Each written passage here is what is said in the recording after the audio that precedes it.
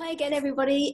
This is the second of our new series, 3x3 with Nik Peachey. We're here again today, and we're going to be doing the second set of 3 questions to find out what is hot in the world of ELT and EdTech. All right, let's get started. So, Nik, what are the technologies to look out for in 2016?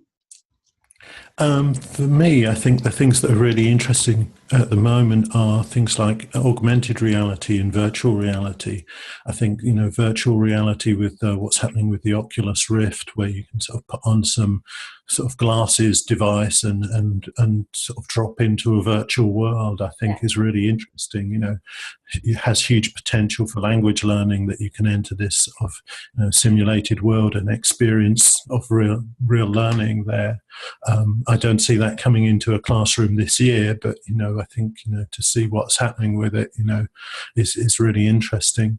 And I guess the other one, sort of augmented reality, which is sort of the way the internet can sort of interface with our sort of physical location and environment. And I think that's really interesting for sort of situated learning as well.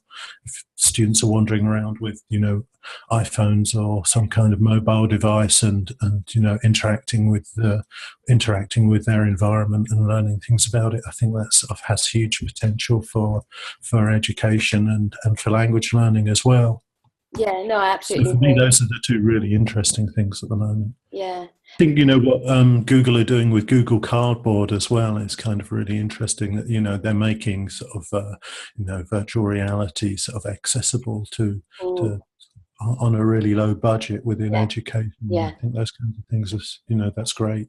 It's potentially game changing. Yeah, I agree. The second question: do you think that technology is threatening or could potentially threaten the role of the teacher? That's obviously that's one that comes up quite a bit. And certainly, there's plenty of teachers who'd feel threatened by it, I think. But I think what if we want to get sort of technology use right, then and make it more effective, then the role of the teacher has to change.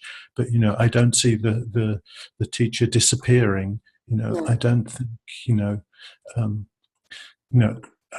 I don't think students will just start doing it on their own from sort of, being 2 years old, and, we don't need anybody to help them. Whether that person's still called a teacher or what they're called, I don't know. That could change, and the way we do it could change.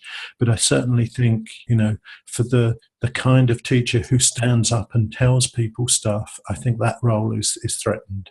I don't think that's necessary anymore. I think it's, much more about sort of guiding students how to make good decisions and how to use different tools to teach themselves. I think, the internet has enabled, more than anything else, has enabled autonomous learning, a lot more autonomous learning. And so, that's the skill that you really need.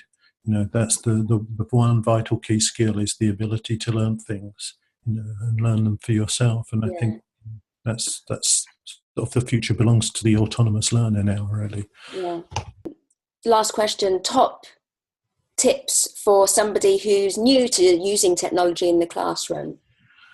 I guess the top tip would be to start with something that, doesn't put you under pressure and you actually don't have to use in the classroom. Setting your students something from the internet to do for homework. I mean, there are sites like Lyrics Training, which, students can listen to songs and reconstruct the lyrics online, setting something like that for them to do as homework, and then sort of having a link to whatever they're doing online to sort of doing something in the classroom to follow it up or to prepare for it.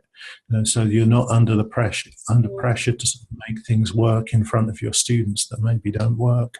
Yeah. I guess the other tip is to sort of involve them and let them know what you're doing, and let them know that you're trying something new and it's experimental. And I think students respect that, and respect the fact that you're willing to learn, and to willing to sort of involve them in the process of your learning too. And that can help break down that barrier a little bit between teachers and students. Fantastic tips. Thank you very much. All right, I'm going to sign off for this one, and we'll be back for the third in our series of 3x3. Thanks, Nik. Bye.